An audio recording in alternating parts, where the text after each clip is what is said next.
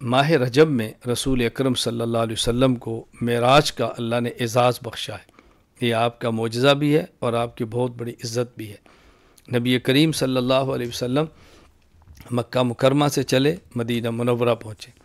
مدینہ منورہ سے آپ مدین، حضرت شعیب علیہ السلام کی بستی، وہاں سے طور سینا، حضرت موسیٰ علیہ السلام کے اللہ سے ہم کلام ہونے کی جگہ، وہاں سے بیت اللحم، حضرت عیسیٰ علیہ السلام کی جائے پیدائش، اور وہاں سے بیت المقدس 70,000 انبیاء کا قبلہ، پھر وہاں سے 7 آسمان اور اس کے اوپر عرش معلیٰ تک پہنچے، پھر وہاں سے واپس آئے اور اپنے گھر تشریف لائے۔ یہ معراج آپ کو بیداری کی حالت میں ہوئی، اسی دنیا والے جسم کے ساتھ ہوئی، یہ آپ کا معجزہ ہے، اور اسی موقع پر صدیق اکبر رضی اللہ تعالیٰ عنہ کو صدیق کا لقب ملا ہے۔